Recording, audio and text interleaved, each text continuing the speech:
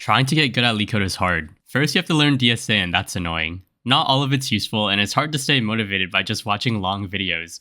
If you're a university student, you learn DSA in your later years, which is kinda too late in terms of your career and getting an internship. I'm a university student that just aced DSA. What I would recommend is skimming DSA just enough to do LeetCode, and you'll both get a head start in terms of interview prep while acing the course when you do take it.